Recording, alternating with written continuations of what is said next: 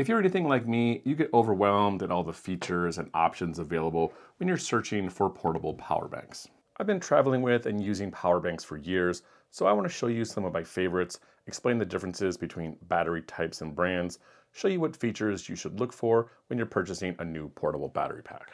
There are a ton of sizes and brands to choose from, so to make this easier, I'm going to narrow this down into 3 size categories represented by some of my favorite battery packs by brands like Anker, Nitecore, and INIU. The first thing you want to consider when deciding on a battery pack for travel is the capacity.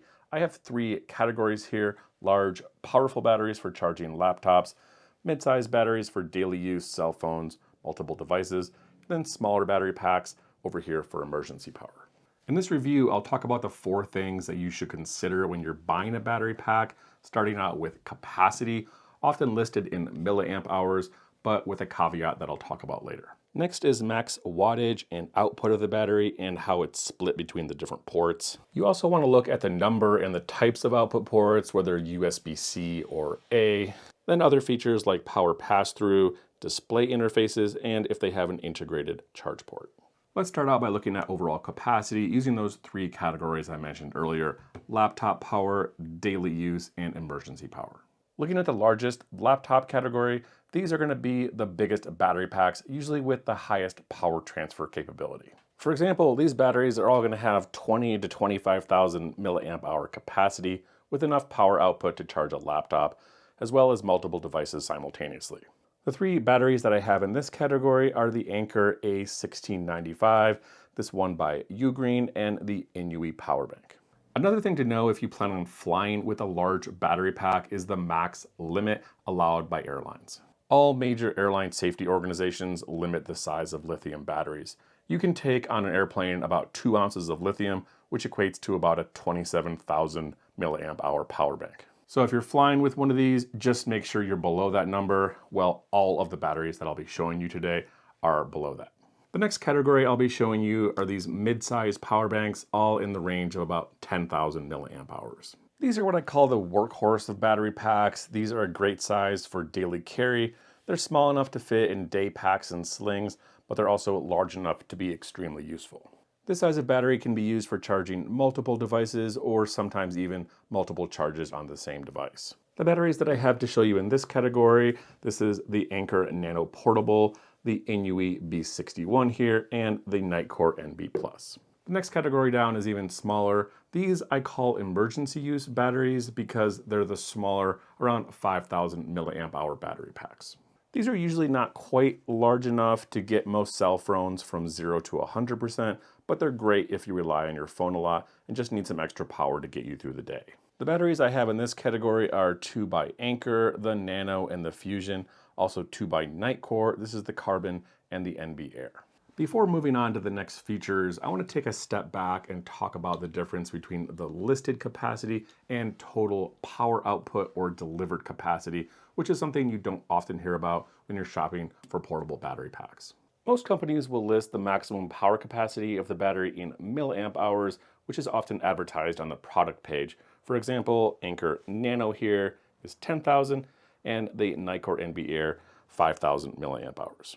And while this is indeed the maximum capacity of the battery, this number is listed using the standard voltage of lithium-ion batteries, which is 3.7 volts.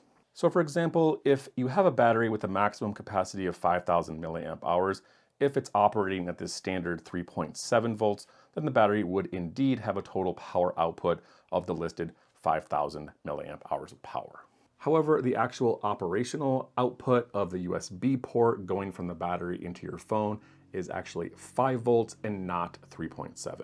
So if you did the math on this, take the voltage times milliamp hours divided by 1,000, at the 5 voltage output, you get a much more realistic power capacity, delivered power capacity of about 3,300 milliamp hours. Compare that to the listed potential power capacity of 5,000 milliamp hours. Most manufacturers will list this in small print on the back of the battery. For example, this Nitecore battery is listed this 33 milliamp hours output.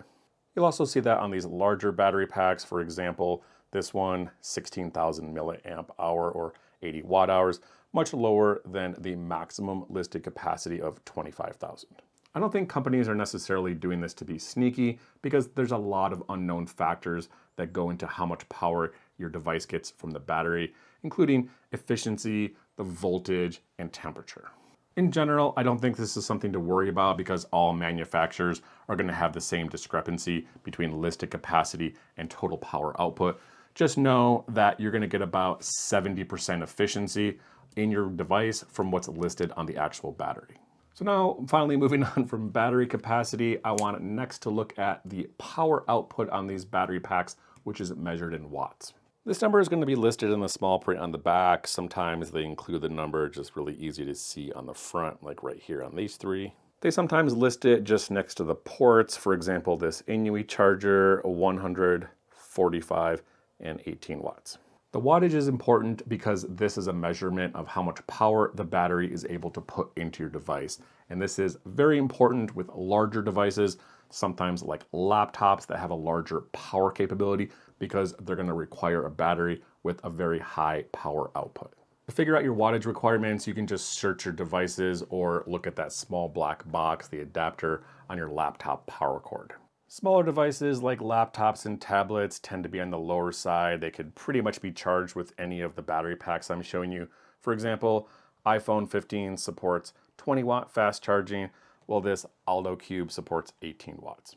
And for example, these two battery packs, the Anker Nano and the INIU, both capable of 22.5 watt output, meaning they're going to charge both of those devices at the highest rate that they're capable of receiving. However, the same is generally not true for laptops, which have a much wider range of power requirements, and for those, you're probably going to need a much larger battery pack that offers a larger power output. For example, I just pulled the power cord. You can see my Dell computer here requires a 45 watt input, and I Googled like MacBook Pro needs 70 watts, but can fast charge up to 96 watts. So if you're looking to charge a laptop with a portable battery pack, these small chargers are generally going to be too low powered for that, and you need to get something a little bit larger. For example, these larger battery packs here, this Anker 1695 puts out a max 165 watts. INIU is 100 watts. This UGREEN here is 145, and this smaller Anker Nano is actually good enough for the lower power laptops like mine, putting out a max of 45 watts. The next thing that you need to know about portable batteries and wattage is what happens when you plug in multiple devices. For example, again, looking at the three ports on this INIU lists 100, 45, and 18 watts respectively from the three plugs. However, this is going to be the max output when you're using each of these plugs alone individually. However, things change when you start plugging in a second or third device into these ports, splits the wattage, and to find out what happens, you need to consult the small print on the back of the battery. Usually incredibly small and difficult to read, it often lists out the possible charging scenarios and what power is for each one. For example, you can see here you have out 1 plus out 2, you have 65 and 45 watt max, meaning when you plug one device into port 1, you'll get the max listed 100 watts, but if you plug a second device into port 2, you now get a 65 watt output on port 1 and a 45 watt output on port 2. But because this is a higher powered laptop charger, that still might be enough to power two laptops at the same time, just not going to be with fast charge. The final thing that I want to talk about beyond just power output and capacity are some additional features that you'll often find on portable battery packs. These include things like power pass-through, the ability to charge the battery and the device at the same time. You have display interfaces, and some of these are going to have an integrated charge plug. Also, durability and waterproofness. Power pass-through is a nice feature, especially for charging these overnight, or if you want to use the battery pack as a charge hub, charge it as well as your device. For example, some of these smaller battery packs here, these just have one USB-C port, which means that you're either charging the battery or your device, but not at the same time. Most of the medium and all of the large batteries I have here can do this. For example, this Anker battery pack here has plugs. It's going to charge directly into the wall. Plug your phone into the USB-C port on the front, and both are going to be charged in the morning. Other batteries like this Anker Nano is going to have two USB-C plugs that act as in and out chargers, while this medium-sized 10,000 milliamp INIU does actually not do pass-through charging. And then you have these larger battery packs like the Anker 1695. These are going to also act as a power hub. You plug right directly into the wall to charge your battery on this thing while simultaneously charging multiple devices off the battery. The next feature we'll look at is display interface, which is basically the information that the battery is giving you about what it's doing. On the small simple end, you have batteries like these Nitecore ones and this small Anker, which just have a small display which lists the battery power using a series of 3 or 4 dots. The next step up is these chargers like Anker, INIU that are going to indicate the battery by giving you a small percentage display. Still simple, but a little bit more information. And finally, the most interactive batteries I have here are these 2 from Anker. This smaller one, in addition to the power meter, is going to show you a few more things like which ports are in use and whether they're charging the battery or powering other devices. Both of these can also cycle through a few screens. I'm going to show you the battery health, battery operating temperature. This larger laptop battery one also goes even further, shows total output power and input for each port as well when you're charging them. The next feature is integrated plugs. These are all from Anker also. They do a really good job on this. For example, this small Anker Nano has a little built-in USB plug. This one has an extendo plug here, and this larger one has an extension plug and this other cord that also acts as a little leash. And the smaller one here also has another built-in plug. The final category here is durability and waterproofness. I think Nitecore wins here because they're simple, sleek, and they don't have any moving parts they're going to break. These are all also IPX7 waterproof rated, meaning they can be submerged in up to 1 meter of water for up to 30 minutes. That's all I have for the summary on the features. Before I wrap this up, I want to do a quick overview and comparison on these brands, kind of the major features on them to help you make a better decision on which option that you're going to look for. For the most powerful battery packs, the most functional chargers with built-in plugs, high power output, integrated displays, I think Anker has the best options here. They have a huge laptop power bank if you need lots of power, some great mid-size options also with high output built-in plugs, and 2 smaller options for quick charging or simultaneous wall charging. For the capacity, I think that INIU makes some of the smallest battery packs. For example, this laptop power bank is the smallest in my collection for this larger 25,000 milliamp hour size. They also tend to be some of the least expensive options, only $23 for this 10,000 milliamp hour bank and $80 for the bigger one. However, the downside here is that these are going to tend to have lower power outputs than comparable batteries of the same size.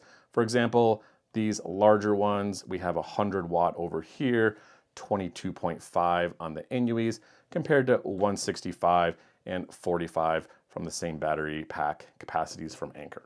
And if you want the absolute smallest, slimmest battery packs, high durability, waterproofness, I think Nitecore has some great options.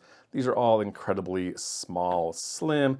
These are going to easily fit into travel bags and slings. They're also waterproof, so you don't need to worry about getting these wet. So I hope you enjoyed this battery pack review and roundup. Please let me know in the comments below if you have any questions. And again, thanks for watching.